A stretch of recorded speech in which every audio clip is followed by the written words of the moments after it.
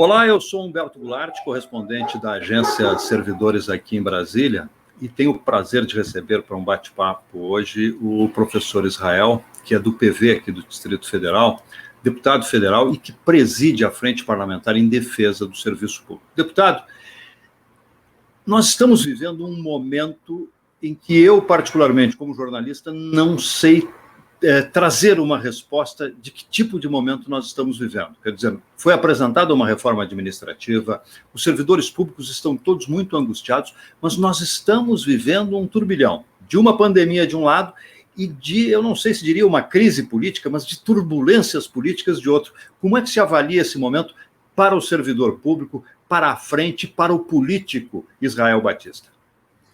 Bem, primeiro, obrigado pelo convite. Eu fico muito feliz sempre que eu estou aqui com vocês nesses debates, porque são uma oportunidade para a gente explicar para os servidores públicos o que está acontecendo no país. Nós temos hoje a ascensão de um governo que enxerga a Constituição de 1988 como algo a ser combatido, como algo que precisa de uma profunda revisão e até mesmo que precisa ser substituído por outro modelo constitucional. Então, hoje o maior adversário do presidente Bolsonaro é o regime constitucional imposto pela Constituição de 1988 ao país. E enquanto todos os países percebem que o momento é de crise generalizada, e que por isso deve-se preservar a estabilidade, né? Deve-se preservar as leis, as regras jurídicas que já estão em vigor, esse governo entende que esse momento de crise é o momento para alterar as regras, aproveitando-se do fato de que as pessoas estão desatentas. Esse é o espírito da frase dita pelo ministro do Meio Ambiente na reunião ministerial que acabou tornando-se pública. Quando ele diz passar a boiada, não é só no setor de meio ambiente, mas é em todos os setores. Se você perceber, Humberto, nós estamos fazendo alterações profundas na Constituição sem comissões, sem audiências públicas, sem debate público.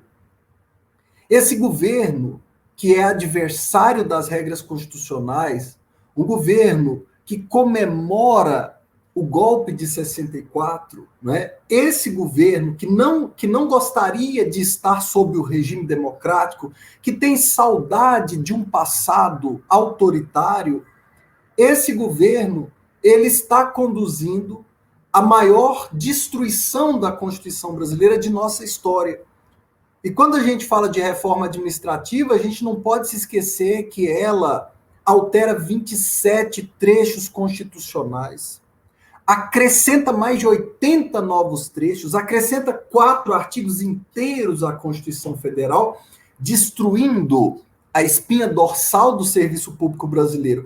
A intenção do governo, não só na área do serviço público, mas em outras áreas também, é reformular completamente a Constituição por meio de emendas e, se possível, por meio da convocação de um outro debate constitucional. Então, o que está acontecendo no Brasil hoje? Nós temos eleito, dentro das regras democráticas instituídas pela Constituição de 88, um governo que enxerga a Constituição como sua principal adversária. É isso que está acontecendo. E quando a gente percebe como o governo tem tratado os servidores, né? No início do governo, muitos servidores receberam de braços abertos essa proposta, né? Esse novo momento político. Muitos servidores abriram os braços e falaram: olha, ele tem boas intenções, o presidente, o ministro Paulo Guedes. Mas agora, no terceiro ano de mandato do presidente Bolsonaro, os servidores estão vivendo um momento de desencanto, né? Aqueles servidores que tinham acreditado na proposta, hoje percebem que mesmo que eles gostem do governo, o governo não os tem como aliados. É como se os servidores fossem adversários da boa gestão pública. É como se os servidores fossem um empecilho para que o Brasil atingisse a excelência na prestação de serviços públicos. Claro que eu considero diferente, Humberto. Eu considero que o servidor é a principal ferramenta, é o principal instrumento, é o grande indutor da boa prestação de serviços, né? O que falta ao nosso país é gestão. O que falta ao nosso país é evitar que a política se imiscua em assuntos técnicos, né? Mas o governo ele faz de tudo para misturar as coisas, para acabar com o Instituto do Concurso Público, para acabar com a estabilidade do servidor, para permitir que haja maior liberdade para os partidos que apoiam o governo de fazerem livres nomeações. Então, se você olhar o texto da PEC 32, que é a PEC da reforma administrativa, você vai perceber essas intenções de enfraquecer a estrutura do Estado para aumentar a esfera de influência política na administração pública, na parte técnica. A gente sabe que política e técnica são legítimos, mas cada um no seu quadrado. Desculpe o termo. Deputado, uma outra coisa que eu queria lhe perguntar é o seguinte: tem como se entender por que é que o Congresso Nacional tem aceitado essas coisas que o governo vem colocando no caso de um governo tão discutido como o atual governo Bolsonaro? Bem, nós temos aí alguns pontos de compreensão. Tá? Primeiro ponto que a gente precisa compreender é que o congressista ele responde ao eleitorado, ele responde ao voto, né?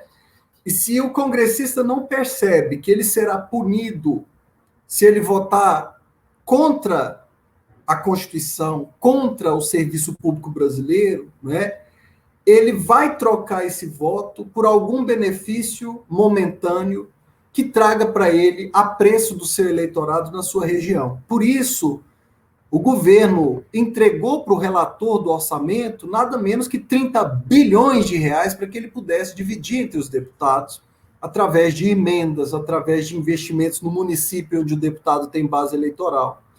E como os servidores estão desmobilizados, os deputados sentem que eles não precisam responder a ninguém, eles não precisam, como eu posso dizer, os deputados sentem que não precisam dar satisfações porque não tem ninguém cobrando. Então, a verdade é que o projeto político que se instaurou no Brasil desde o governo do ex-presidente Temer é um projeto que foi desmontando pouco a pouco as estruturas de resistência do serviço público.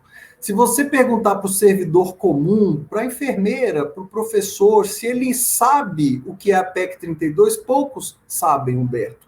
Poucos entendem como serão afetados. A maioria deles ainda acredita que o atual servidor não vai ser afetado e o governo insiste nessa infâmia, né, nessa mentira. Recentemente, o próprio relator da PEC 32 na CCJ reafirmou, mesmo depois de todos os desmentidos, que os atuais servidores não seriam atingidos pela reforma, o que é obviamente falso, o que é obviamente uma mentira, não tem nada de verdade nisso. Deputado, o senhor que é presidente de uma comissão que defende o servidor e o serviço público, qual seria o seu conselho para os sindicatos, para as associações, para as federações? O que é possível fazer diante desse Congresso e diante desta situação para evitar danos maiores? Tem o que ser feito? É possível? Ou será que o Congresso vai fazer ouvidos moucos, como se dizia antigamente, e não vai ouvir o servidor?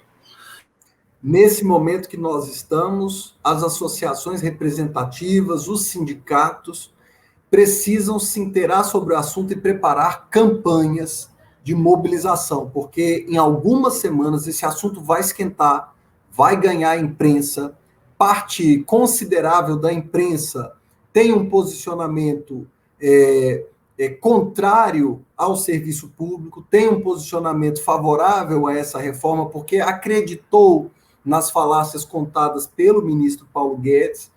Então, nós temos alguns dias para preparação, porque quando isso começar a ser de fato debatido nas audiências públicas, tanto na CCJ quanto na comissão especial, o assunto vai estar muito quente, Humberto. E aí as entidades, as associações já têm que ter tudo pronto. Então, que tal se a gente começasse a fazer as carreatas desde agora?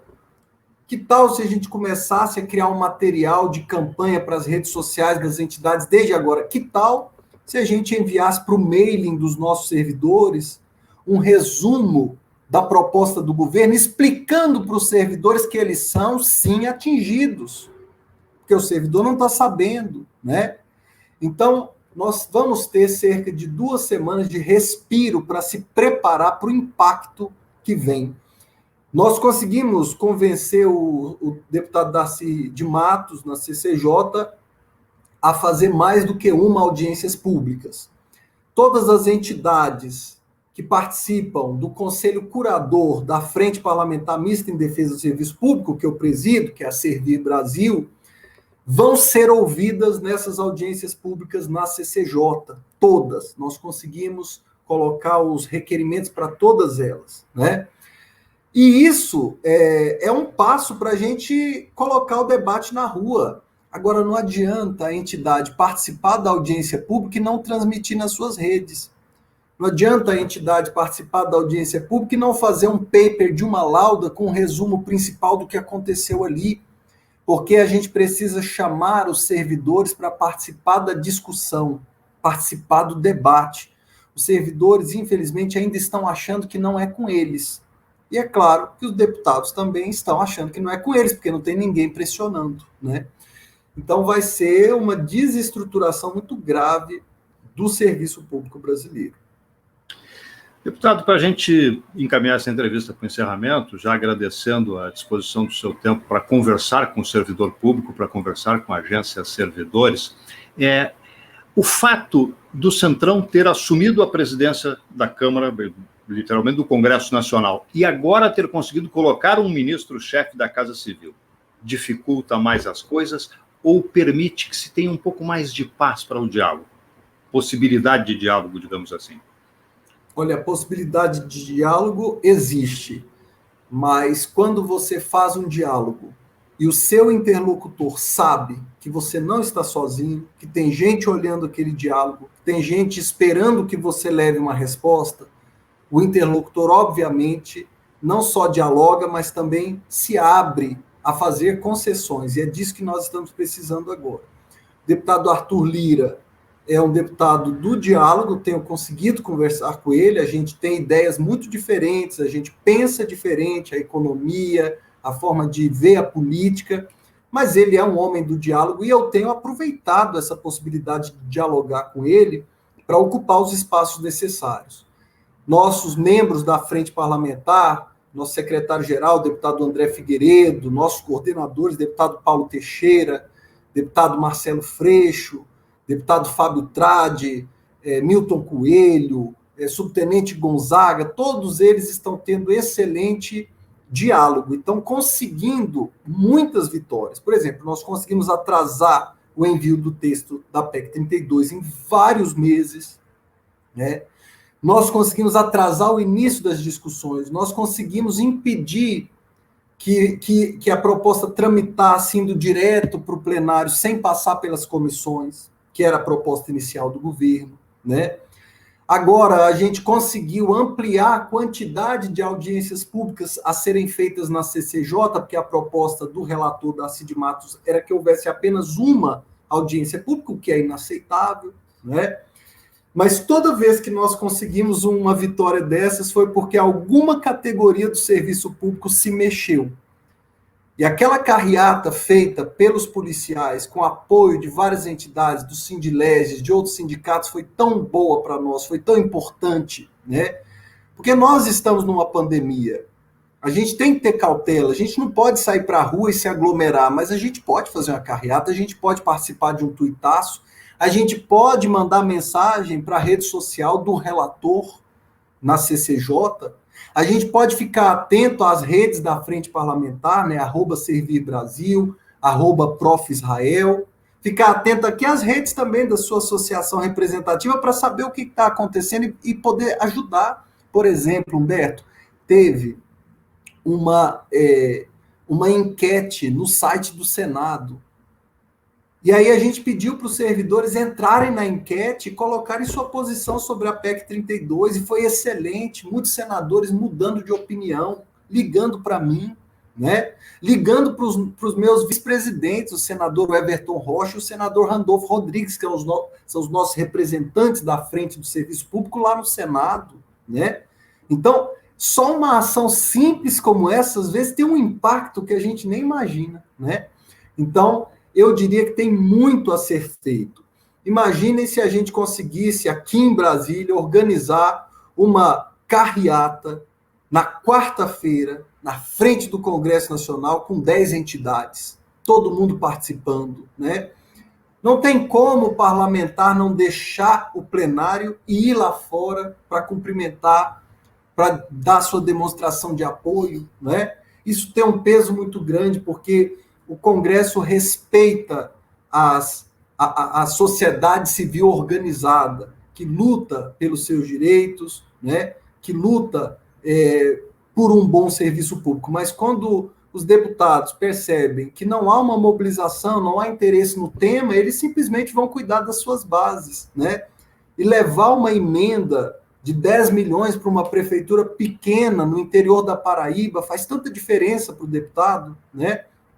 Que ele, às vezes, fala, eu vou votar com o governo nessa PEC 32 e nem estuda o texto, Humberto. Nem estuda, sabe?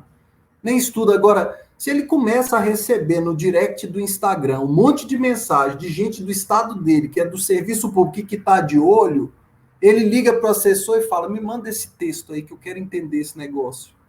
E aí chega para o líder dele e fala, olha, eu estou com o governo, mas nesse assunto aqui o governo não conte comigo. Você entende? E aí você vai tirando do governo as condições políticas que dão a ele a coragem para apresentar uma proposta infame, infeliz, mal escrita como essa, né? Então você imagina, Humberto, que daqui a pouco nós vamos apresentar um texto substitutivo global. Ou seja, pega o texto do governo, joga fora e pega esse texto aqui que nós do Congresso vamos fazer, ouvindo servidores públicos, porque ninguém aqui é contra a reforma administrativa, a gente é contra essa aí, reforma maluca, né? Reforma desnecessária. A gente quer sempre melhorar o serviço público, é lógico. Então nós temos proposta escrita por todo mundo, porque o governo não ouviu os servidores na hora de escrever, né? E aí, se a gente tem a sociedade apoiando, a gente fala, então tá, vocês querem reforma? Tá aqui a nossa reforma, tá aqui o nosso texto, é isso aqui que vai melhorar o serviço público. Não é esse texto aí que vem para destruir o serviço público brasileiro, não. É isso que eu penso, viu, Humberto? Se pudermos organizar as movimentações dentro dos padrões de segurança, porque essa pandemia não tá brincadeira, né? Seria muito importante, viu? Tem os sindicatos que estão fazendo movimentações nos estados. Nossa, isso é muito bom, porque os deputados eles estão muito ligados ao seu estado, né? Às vezes alguém fala, como é que eu posso ajudar? Eu sou aqui de São Paulo. Eu falo, olha, manda mensagem para os deputados de São Paulo, porque você tem valor para eles. Não adianta você mandar para o deputado do Rio Grande do Sul, que você é de São Paulo, né? Então, a gente precisa muito disso, dessa boa disposição dos servidores. E nós precisamos, naturalmente, de parlamentares como o deputado professor Israel. Gosto muito disso, professor. Meus parabéns, muito obrigado pela entrevista e muito sucesso no seu trabalho. Obrigado, Humberto. Tchau, tchau, gente. Um abraço.